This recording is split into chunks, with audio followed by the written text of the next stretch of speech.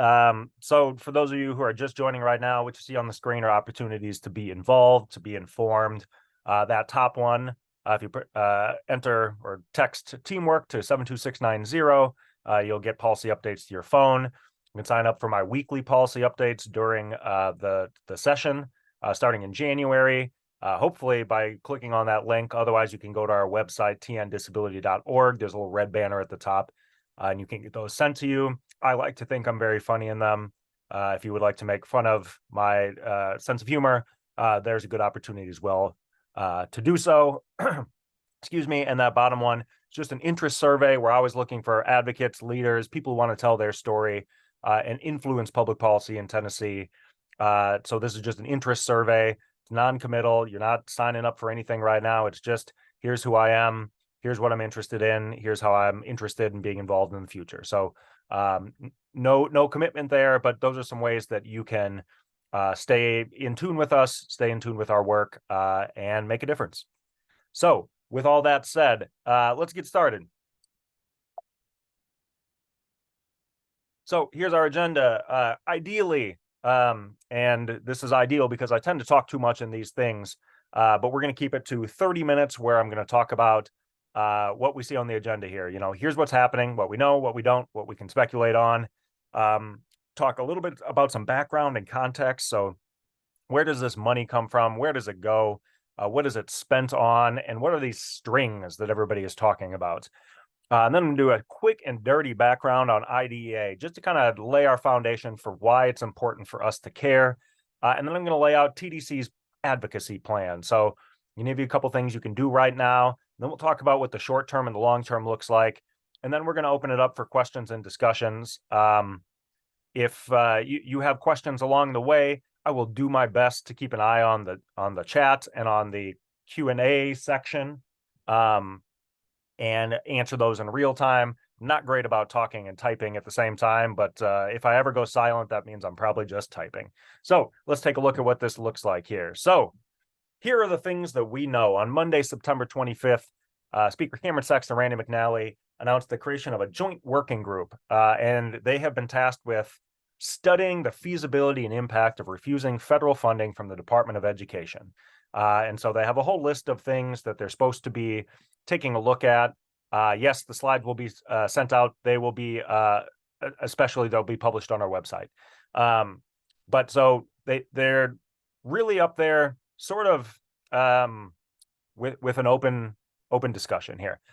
So in watching this week, they've been kind of all over the place. They've invited speakers to come in. The Sycamore Institute has been there.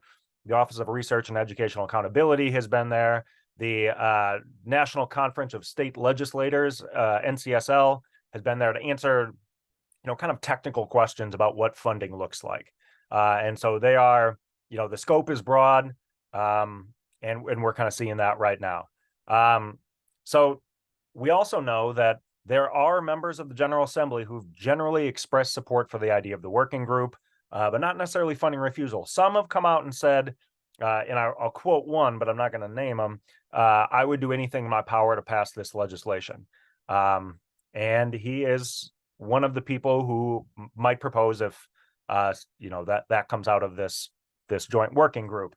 But they have expressed support for the idea of asking the question. Nobody's going to say asking this question is a bad idea. There's nothing to be learned here except maybe us. But those are not members of the General Assembly. So they're in support of the working group. They're kind of on wait and see mode for what comes out of the working group. Governor Lee has been, in a similar position, expressed support for the working group, not necessarily for whatever the outcome is going to be. He's playing the wait and see game. You get the General impression that he is, he's going to let them do their thing, but he doesn't want to be attached to this thing. But we'll see. He's going to wait and see. We're going to wait and see.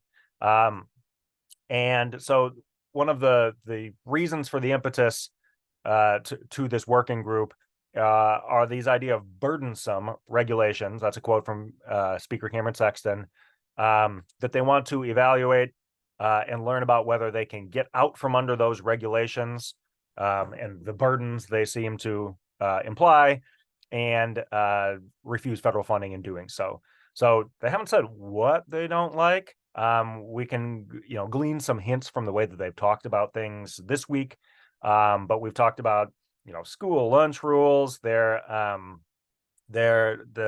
State Department of Ed is subject to a federal lawsuit related to the bathroom bill that passed a couple years ago. They seem to imply all the time that there's federal influence on the types of curriculum choices they can make. They don't like testing and reporting. There's this idea of administrative overhead that they've talked about. So those are things that they've alluded to, but they haven't said, here's the specific regulation that we object to, and this is what we want to get out from under. We know a couple more things. We know who's in the working group. 10 members of the General Assembly, 8 Republicans, 2 Democrats. You can read them there. Senator Lundberg and Representative Moody are the co-chairs. And you can take a look at who else has been assigned to work on this. These were not volunteers. As far as I understand, they were commissioned by Cameron Sexton to be in this group. I know more than one person more than one legislator who said, I don't know why I'm on this group. So that's kind of giving you an idea of the general direction of how this joint working group is going. They began November 6th. That was Monday this week. And they're going to meet 7 times over 5 days. They've met there 4 times this week. They're going to meet 3 times next week. And then a little bit of background on this. Last spring, Cameron Sexton floated the idea passing legislation that would have established a study group similar to this and would have likely met over the summer and then produced a report in time for the beginning of special session or the beginning of the General Assembly session in January.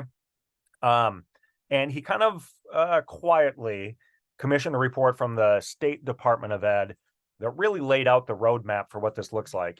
Here are the funding sources. Here's where it goes. And here are the rules, regulations, obligations that are tied to those funds. So it really is everything you could possibly want to know about what the money does and what would happen if you didn't take that money. And so I'm going to get that up on our website soon, and you can take a look at it. But that, lends a little bit of credence to the idea that this joint working group is a farce, that it is, predetermined outcome that's supposed to come from this, so they can take action on it in January. But again, we'll see. And to be honest, it hasn't gone well for those that would advocate for this position so far, but I'll explain later. And we know a few more things. Here's the trends that I'm seeing in the first week. So when OREA came and talked, when the Sycamore Institute came and talked, when NCSL came and talked, they all kind of came to the conclusion that, without making a value judgment, it is financially feasible for the state to do this. And they say so because there are a whole bunch of one-time spends that are coming out of the state budget next year. So if you'll recall, the state spent a whole bunch of money on a new Titan Stadium next year. That's just a one-time payment. It's impacting the way that the budget looks this year. And for those who are not feverishly following the budget right now, we are actually running a deficit. So we aren't earning as much revenue as we have obligated ourselves to spend for this year. But it's just the first quarter. We'll see. But with all those coming off the books, in theory, we should be back to having, if not a budget surplus, a balanced budget, which would mean that there could be ways to find sources of funding to replace federal funds. So they've all kind of said that without necessarily saying it's a good idea or it's a bad idea.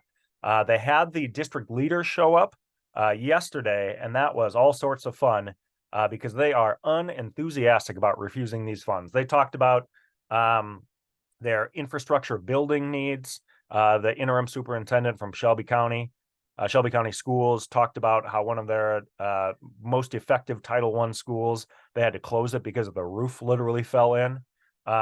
And Senator Ackberry asked what I think was a telling question and a telling response from these district leaders. It was, would you do anything differently if the source of funding changed? So if it changed from the feds to the state, and there was a full minute of silence. And so I think that spoke volumes in its silence. In one of the more humorous components of the week, there's this really weird concern about food waste. There's a specific member of the joint working group who asked everybody more than one time about food waste. and kids throwing away green beans, and asking district leaders if they have some sort of mechanism to measure the amount of food waste, like they have some sort of scale in the back that they measure their garbage bags or something like that. And so that was a weird focus, but it does kind of tell us something, is that the school lunch program is something they're not thrilled about. There were a lot of I don't knows from the panelists, NCSL, Sycamore, and OREA, because there are a lot of things that cannot be answered in this space, this forum, because nobody's ever done this before.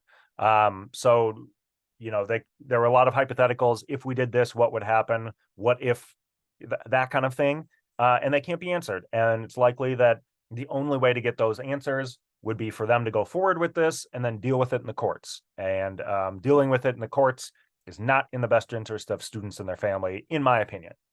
So some members of the panel are frustrated with the tone and focus of the conversation thus far. That is especially so for Chairperson Lundberg, Chairman Lundberg, John Lundberg. He's a senator. He is concerned that people are looking at this committee and thinking that they are deciding whether or not to cut education funding. And he's not wrong in saying that that is not what they're doing. They're there to study, and it wouldn't be a cut. It would be a replacement of the funds. But I would argue that it is of their own doing, that they are asking silly questions and they're getting silly responses because people are really concerned about this idea. And then there's this kind of standing question that permeates a lot of what's being asked of the panelists. It's, what good do the funds actually convey? So, what are we getting from our funds? Why is it good for Tennesseans? Why is it good for our education? And so that's a question I would be happy to answer, and I'm sure each of you would be happy to answer. But we'll talk about that again in a minute. And it's quiet so far. It's a generally empty hearing room. Cordell Hall is pretty empty. There are maybe 10 or 12 folks who show up and sit quietly with signs and do that little snap thing where they're not clapping, but they're applauding. But there's not a whole lot going on. There's some press there. There's some media there. But I got a feeling that this is how they kind of wanted it. That's why they announced a month and a half ago, waited a month and a half. They'll do this now, let everything die down again before the session, and then we'll see. But that's just my speculation on this. So speaking of speculation, we've got some speculating to do here. So we don't know what they're going to say, but we can speculate. And some of these are going to be pretty straightforward. You got it, but it's important to put these out there. They're going to be make a recommendation before the beginning of the 2024 General Assembly session in January. If they don't, it would be likely that they would say that they have not done their job. That said, I spoke with Chairman Lundberg on Tuesday, and he predicts that this will go all the way through the session. Whether he means the joint working group or this standing question of should they refuse federal funds is unclear, but he thinks that this will be dragged out for a while. It is my opinion that they are going to chart a path forward towards refusing federal funding.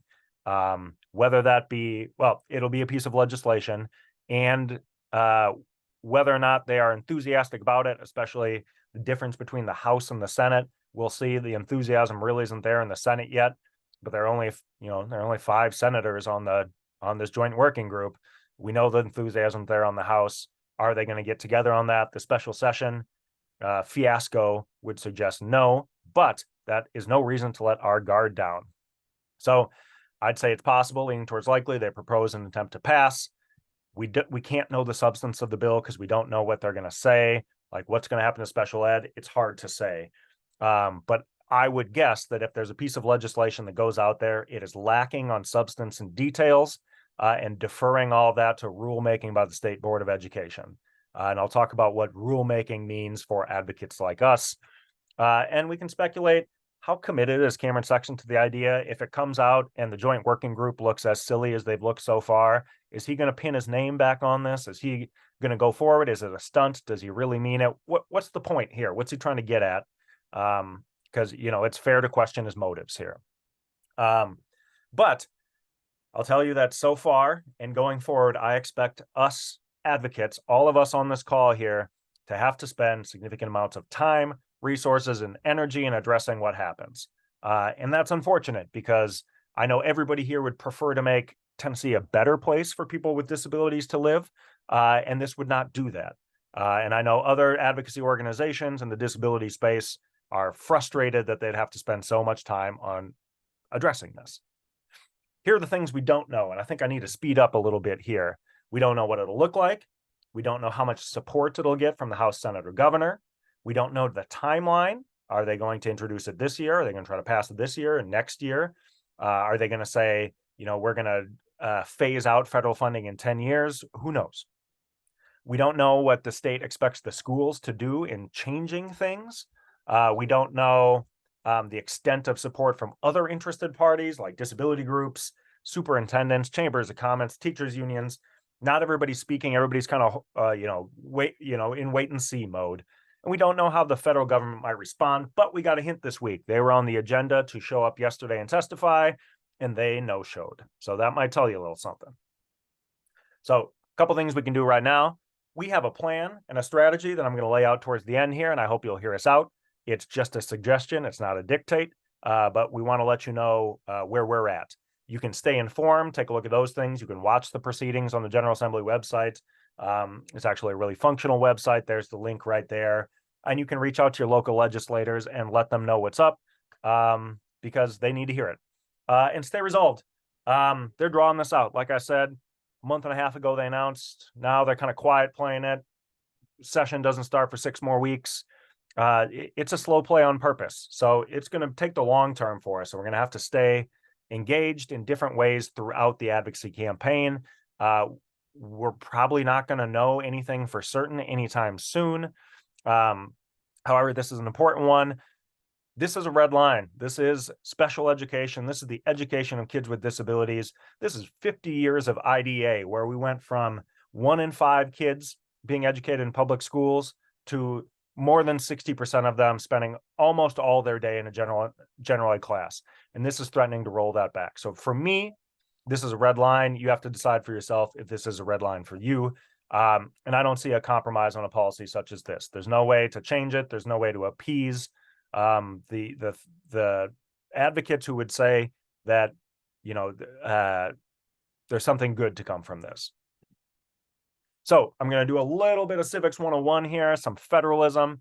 When the feds give you money, you have to follow some rules. So like for IDEA, you got to follow all the 6 tenets of IDEA, and I'll talk to them, and you're subject to monitoring oversight. You can't violate the Civil Rights Act. You have to do some national testing. You got to do some reporting to the feds. So these aren't crazy, right? But you are subject to federal oversight. You have to follow the rules, and that seems to be what they don't like. And so when we talk about IDA, civil rights, testing, those are the strings that they're talking about. And so this is kind of what it looks like. This is a great graphic from the Sycamore Institute. I'm tired of seeing their presentation. I've seen it 4 times, but they make good graphics nonetheless. So if you look at the individual things in here, ESSA, IDEA, Child Nutrition Program, those are laws. And so each law tells you must do something very specific, like provide FAPE to kids with disabilities. So if you look at that next kind of bluish box around there, that's entities receiving federal financial assistance. Those are schools. And so schools may not violate the Civil Rights Act. That's that language at the bottom. Exclude or deny program benefits based on race, national origin, sex, gender, disability, or age.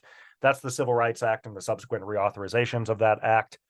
And then that big kind of, salmon maroon-ish color one, that's the state government, that's Tennessee, and must provide equal protection of the laws. That's the 14th Amendment. So the state's got to follow the 14th Amendment. Entities that get funding from the feds have to follow the laws passed by the feds, and the laws passed by the feds tell us we have to do specific things. So you can see how they're kind of nested in each other like that. So it's important to say, what are the strings that we're not talking about? These are things that they cannot control through federalism or federal funding. So these are important because advocates or proponents of refusing the funds are going to say, this is what it's about. They don't make choices about curriculum. They don't make choices about what's in the library. They don't make hiring, firing decisions. They don't do anything on school choice. They don't say anything about other state level testing that's not the NAEP. They don't talk about what teachers can and can't say in the classroom.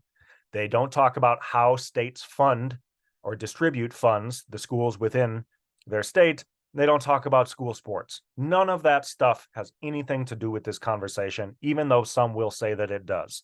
So they will try to make sure that it's about these issues. It is not. And anybody who says so, I think that advocates should call them out and say, that's not what this is about. So this is what it looks like in 2019, which, excuse the casual nature of this description, but the last regular year of funding from the feds before the pandemic, we got about $1.1 billion. We got more throughout the pandemic, and I'll talk about what that can mean in a minute. And then I've highlighted this $1.89 billion. I've heard a bunch of different numbers.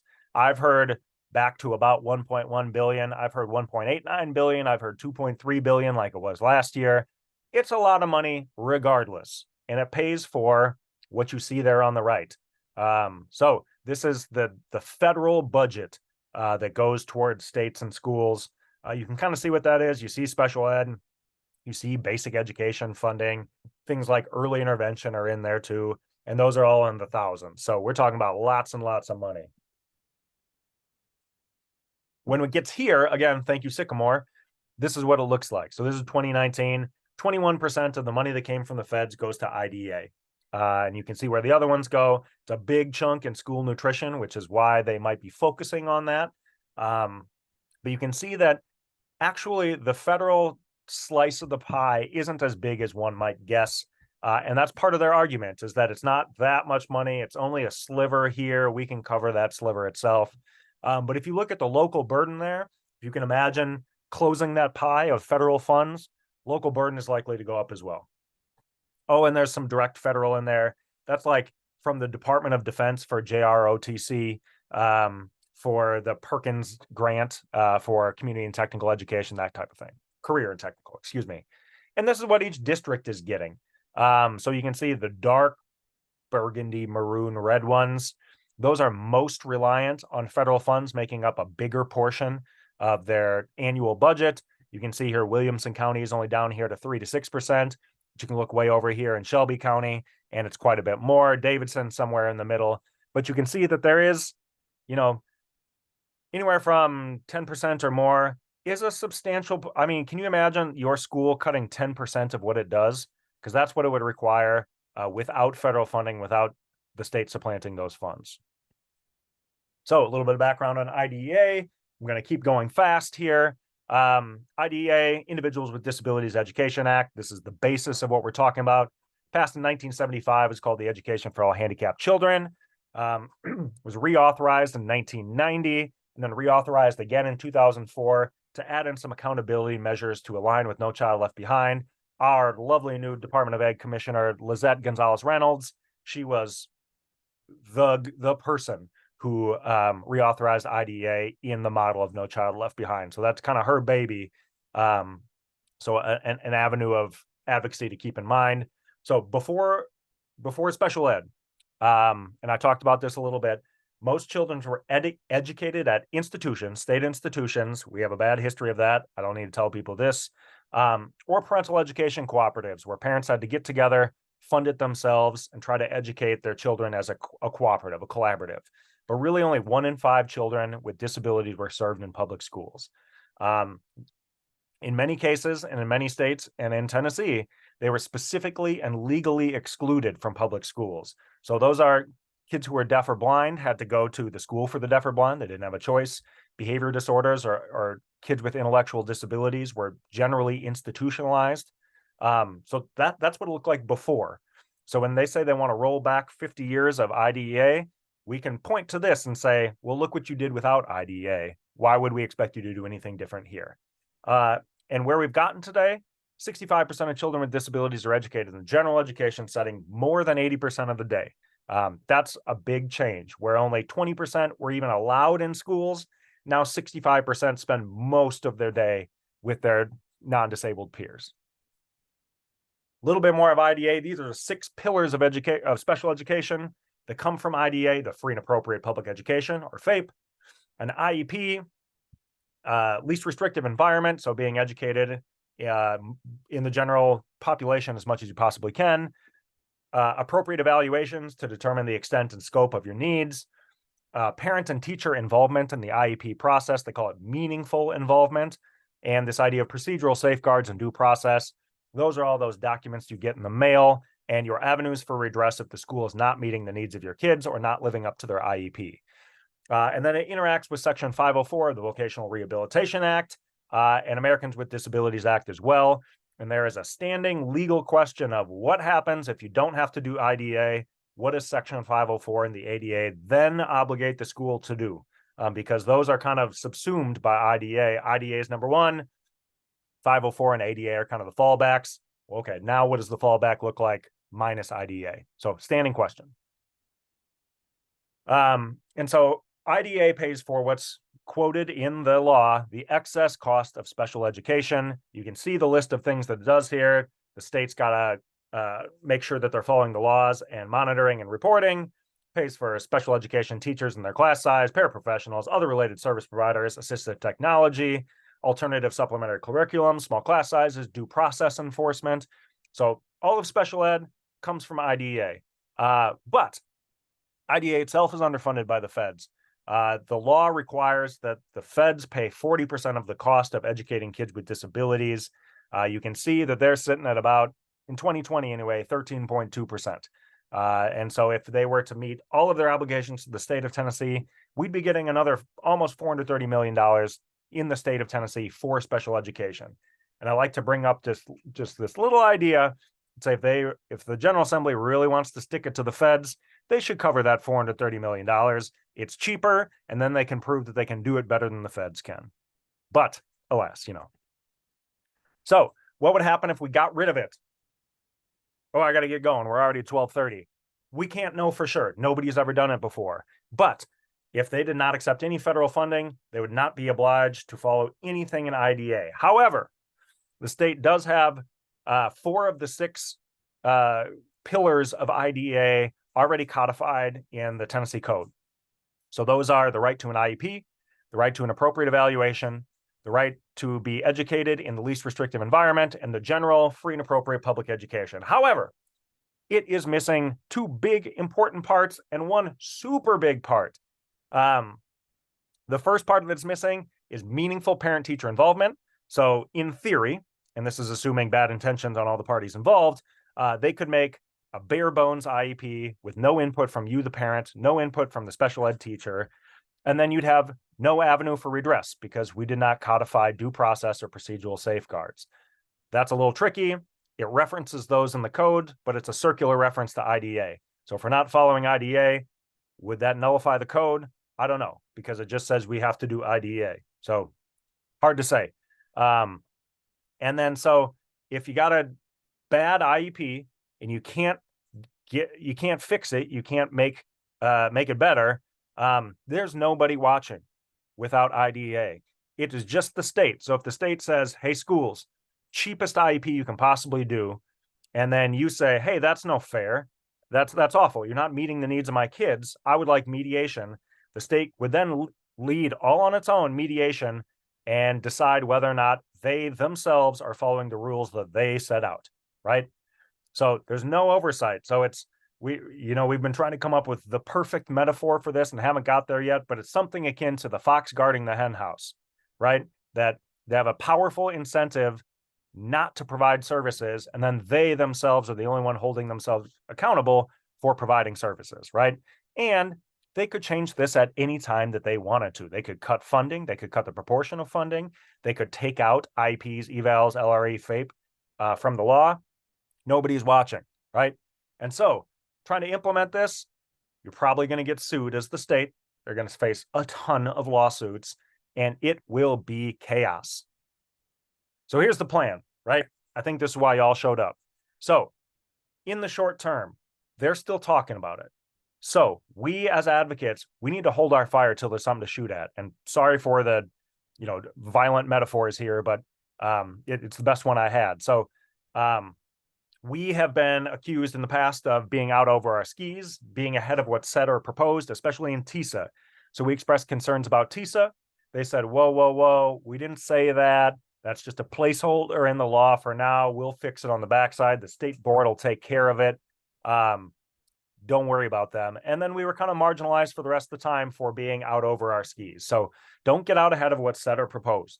But reiterate 3 things. These are our talking points right now. This is very concerning. IDA and special education are very important. We look forward to educating the joint working group because they got to know.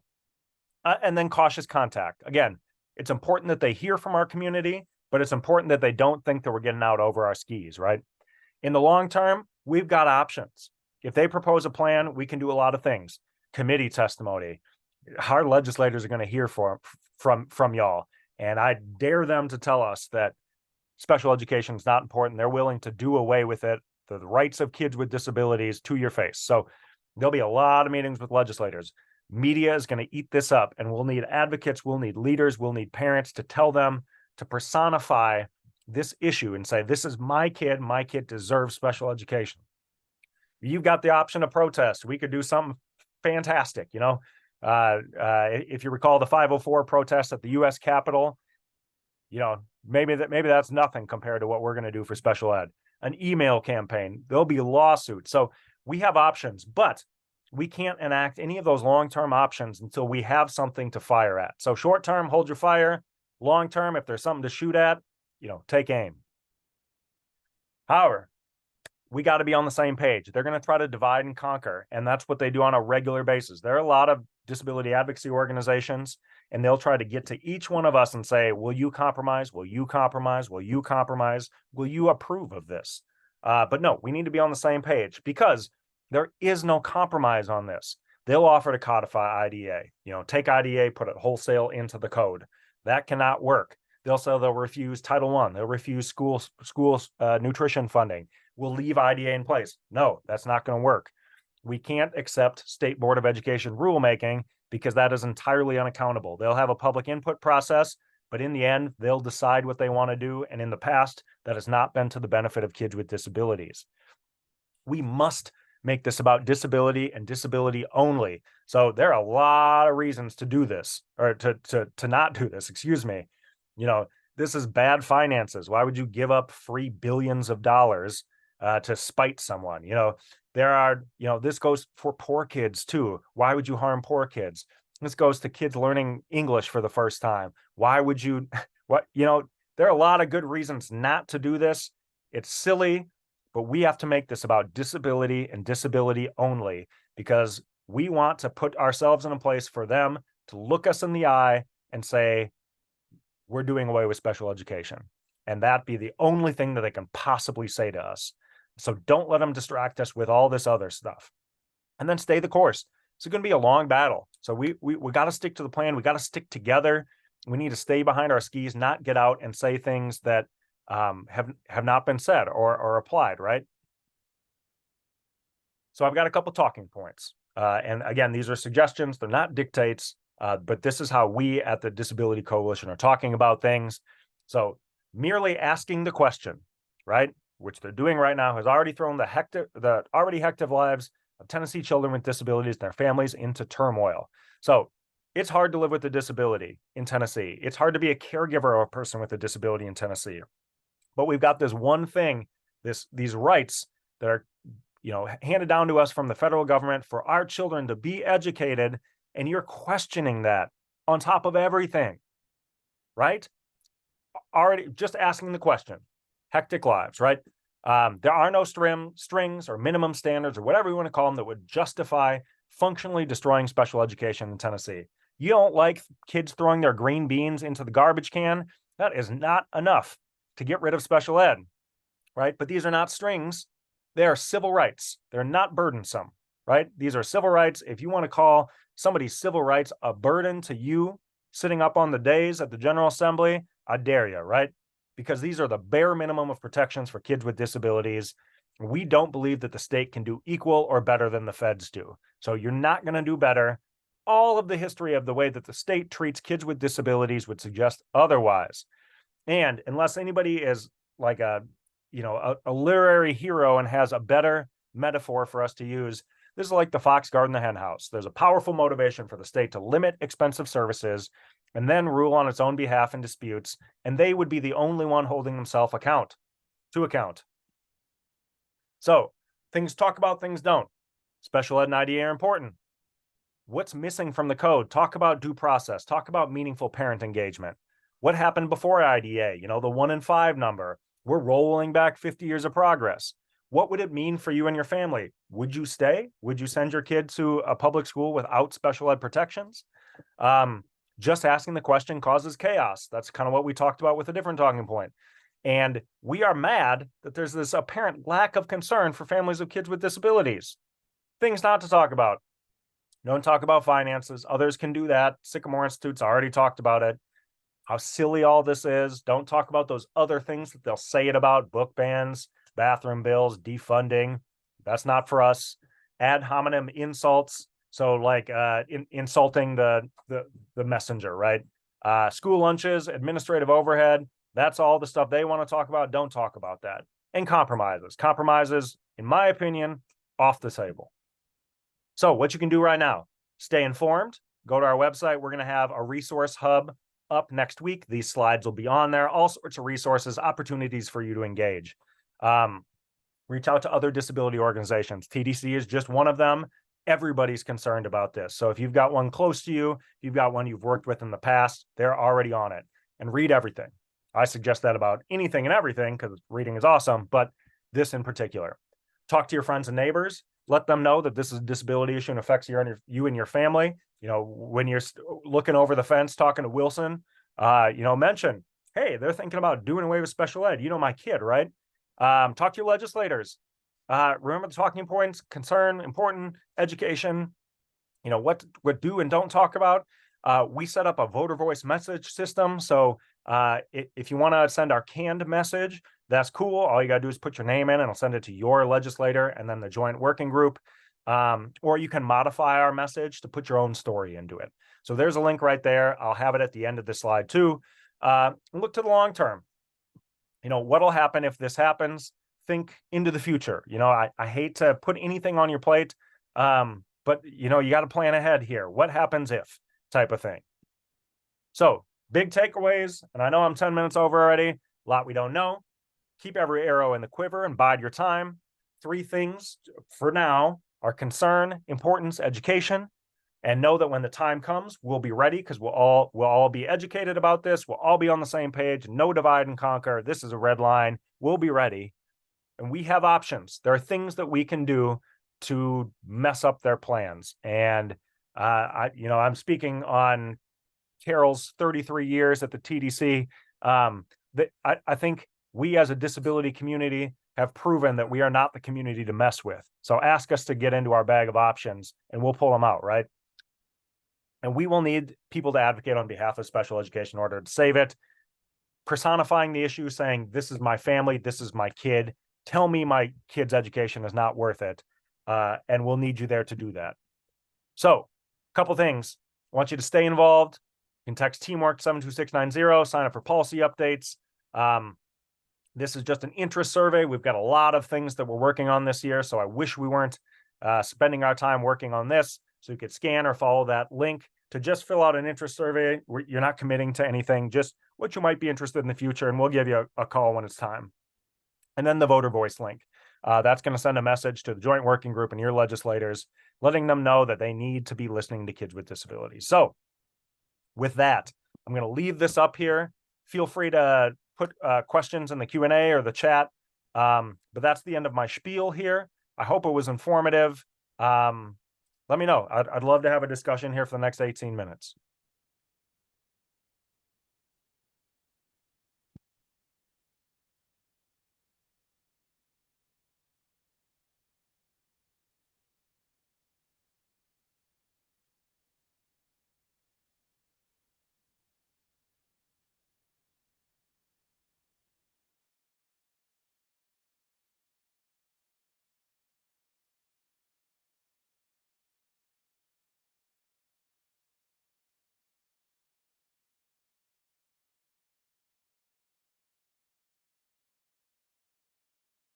So we got a question, and since I can talk faster than I can type, yes, TIS is part of Part C of IDA. That will go along with the rest of IDA, with Part B, which is your typical 3 to 21 special education. So all that progress we made getting TEIS all the way up to the school year, no gap in service. That's all out the door unless we're going to pay for it and then put it into our code that that's the case. Is your sense that IDA is a target for the group or more of a casualty to trying to cut the other strings that they're perceiving? No, it is caught in the crossfire here. So I don't know any legislator that I have ever met who would say, I want IDA off the table, which is why we have to make it about this. Making sure that they realize that, IDA is not, a casualty we're willing to accept. It's, it's civilian deaths in the bomb, right? We cannot, we cannot abide by that. So they're not really going after special education, but we know what would happen if they did. Does this affect Katie Beckett? It would not affect Katie Beckett, but there are standing questions about what their real motivation is here. If they would like, for example, I'm just going to be very blunt about it. If they would like to be able to openly discriminate against people that they want to, right? That would violate the Civil Rights Act of 1964. That would put lots and lots of federal funding in jeopardy. And that's one of those standing questions that can't be answered until it's time for a lawsuit. So it will not directly affect Katie Beckett, except for the education of kids on Katie Beckett, but not the funding for it. Do you know how this may impact the homeschooling communities? So there has been quite the push lately to ensure that kids who are being homeschooled have access to federal funding. That's part of our federal funding, state funding, education funding in general. And so anybody who receives funding from the state as part of their homeschool program could see that be in jeopardy as well. But as we know, homeschool parents, homeschool families, homeschool kids are not subject to the exact same, standards of IDA of what schools are obligated to do by taking this money. So it won't have the big effect on homeschooling communities, except if there is cuts to funding down the road because now we're the only ones paying for it. Thank you, Karen. Good information. Now we wait and watch. Thank you. Has TN Disability Coalition been asked to testify at the committee hearings? Yes. So I was asked specifically by one of the offices of a person sitting on the joint working group if we would testify next week.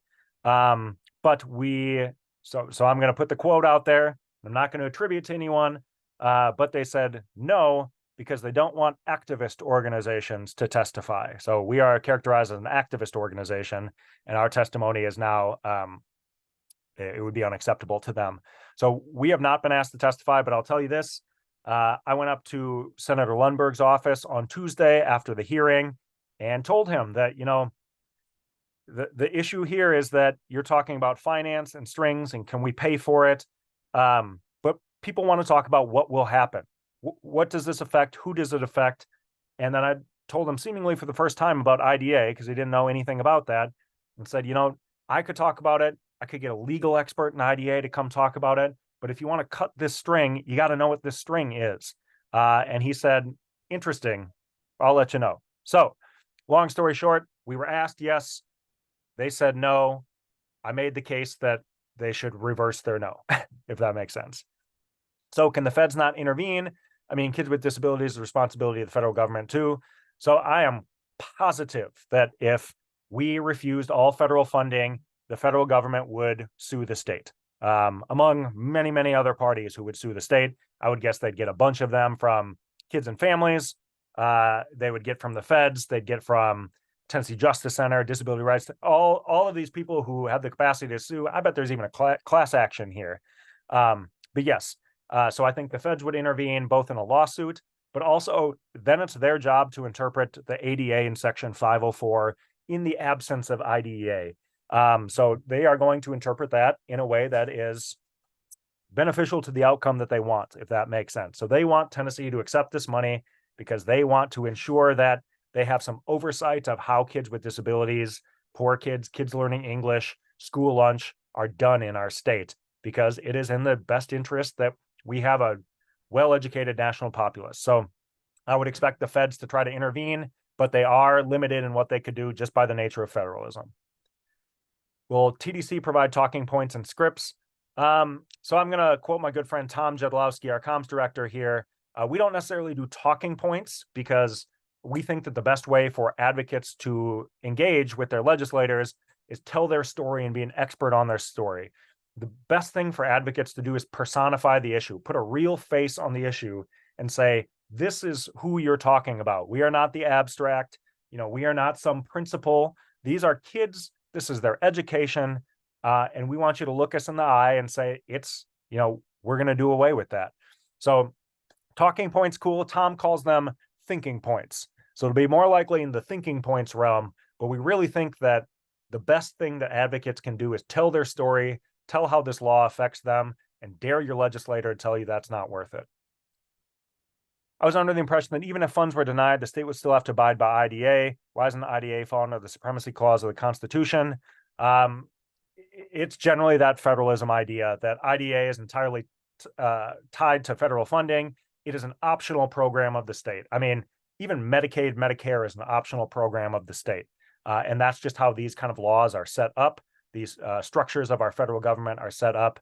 So the state is only tied to IDEA via those funds because it is in that big federalism umbrella up to the states. The supremacy clause usually would outweigh any sort of state law. So if the state said we pass a law that says we refuse to educate kids with special needs, they could then kind of enact the supremacy clause, but it doesn't cover things that the state doesn't do, if that makes sense. That said, I'm not a lawyer. I'm not a constitutional lawyer, but it's my understanding that we would not be obligated by IDEA if we did not accept the funds because it is an optional program for states to participate. If we already have a problem finding enough SPED teachers, do you think that will impact the number of SPED teachers who will want to stay in Tennessee and teach here?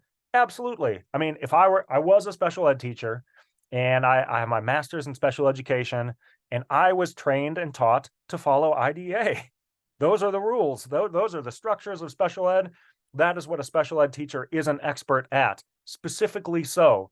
And to throw that all into turmoil, to spend years, decades in lawsuits and uncertainty about what your obligations are, to put your licensure in jeopardy if you are following uncertain dictates and rules of, procedural safeguards and due process, I wouldn't want to teach here.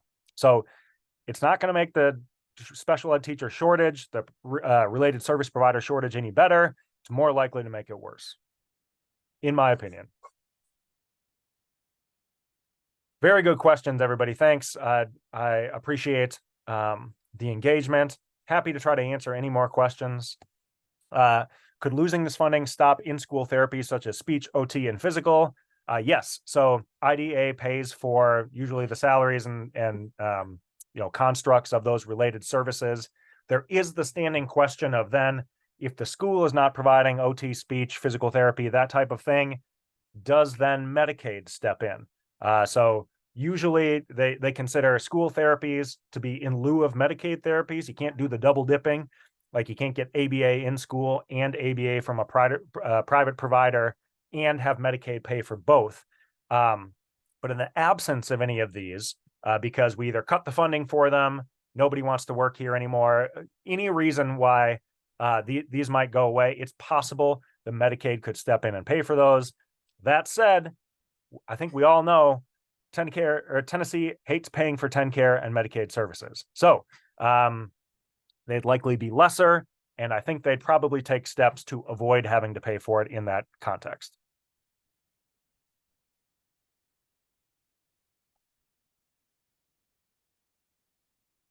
But can't we as parents opt out of the school billing TennCare for services? Oh, yeah. Yeah, you can definitely do that.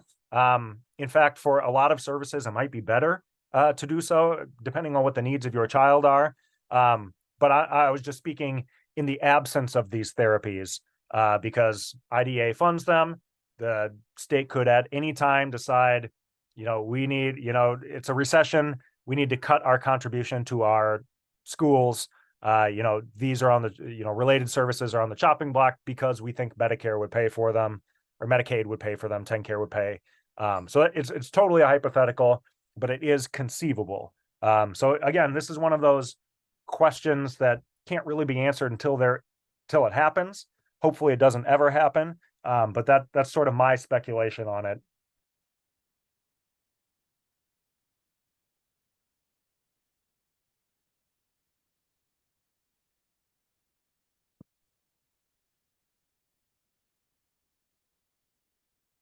Again, thanks for all of the engagement here. I'm really excited to see that there are this many people on the call on midday. We're going to need every single one of you. I hope this information was helpful. If you want to be engaged with us on this issue or any issue, a couple options here. You can see on the screen. You can text teamwork to 72690, and you'll get policy updates to your phone, opportunities to engage, any of the latest stuff that TDC is doing. You'll get my weekly policy updates if you go to that link at tndisability.org, that red banner at the top, and put your info in. Those come out every Friday during the session. We're always looking for folks to be engaged in advocacy across all of our initiatives and campaigns. This isn't the only thing we are doing. We wish we weren't doing this so we could focus on the other thing, but we're working on paid family caregiving campaign, school behavior supports, exclusionary discipline practices campaign. There's a Medicaid buy-in campaign we're working on. Our Family Voices program is always looking for folks to join in and join that community. So a lot of options. It's just an interest forum. You're not committing to anything. But if you want us to reach out to you in the future about these things, that's an opportunity to do so. And then if you are fired up, as hopefully you can tell, I am fired up. That bottom link, that voter voice link, will help you send a message to the joint working group and the legislature. One, talking about our bullet points. We're concerned. IDA is important, but it goes a little bit farther. It says, why aren't you listening to us? You invited people, but you didn't invite the disability community. Nothing about us without us. So you can go in, you can see what the message is, you can customize, you can tell your story, you can wait till later, but that is an option. Hopefully makes it easy to reach out to the joint working group and your legislators and let them know what's up. Got about 5 more minutes. If there are any more questions, please, happy to try to answer them. We're doing this again at 5:30 tonight. It's the same thing. I'm going to be saying the same stuff. But if you do have a question between now and then, you can log on at the end or log on at the beginning if you want to hear me ramble again. And you could ask a question then. Can I put the links in the chat? Yes. So that's what I'll do now. Let's make that happen. So chat. Let's see if I can do that. So that first one there is to sign up for policy updates.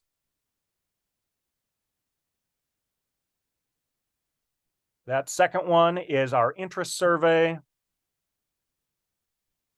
And that third one is the voter voice.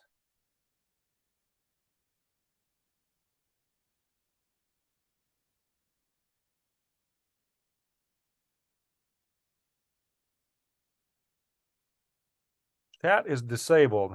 So can anybody see those right now? Oh, I got it. Hold on a sec.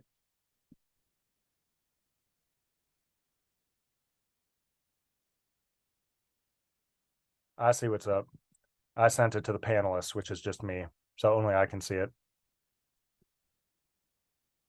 Hopefully y'all can see that.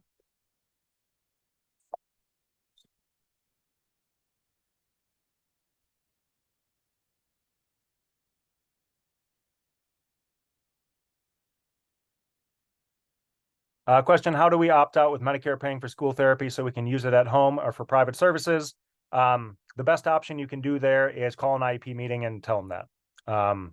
But navigating TennCare is its own fun time.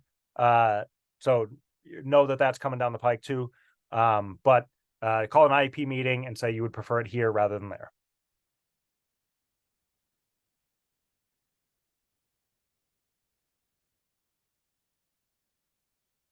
Hopefully, does this affect SSI benefits? It shouldn't, but it is that open question of if you reject one federal funding source because you want to violate the Civil Rights Act or the 14th Amendment or something, you never know. So I'd say no, it does not affect SSI benefits now. But again, it's kind of a scary open question.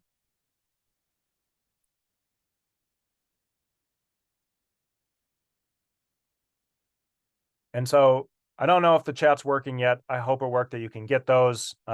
We don't have our resource hub up yet. Unfortunately, this is kind of taking a lot of our time, but I'll get it up. I'll write it this weekend and we'll make sure it gets up. Those links will be there. We'll make sure to get these up on our social media stuff. I think it's TN Disability across the board. It's Instagram, Twitter, and Facebook. And we'll make sure that you can get these because we do want to see as many advocates as possible. Yep, and that's right. Don't sign the consent form that asks about providing consent for TennCare. That's provided at the end of each IEP meeting. So yeah, it's an IEP meeting, and letting people know that you don't want that. You could bring a special ed advocate, could help you out. You can always get with TN Step. They're great for this kind of thing.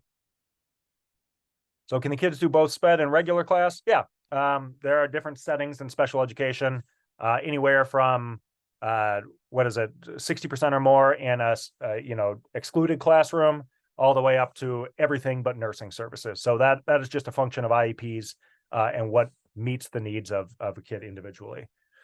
And so again, we got one more minute here. If you come up with any questions in the meantime, I'll be back at 5:30 tonight. You can pop them in the chat then. We'll make sure all this stuff can get to you. We'll get it out on our socials. I'll get the resource hub up on the website by next week. And I appreciate everybody's interest, their engagement, and let's kill this thing, right? And then I would say, let's make them eat it. But then again, just my opinion. So thanks everybody for joining. And that is the end of our webinar. See you next time.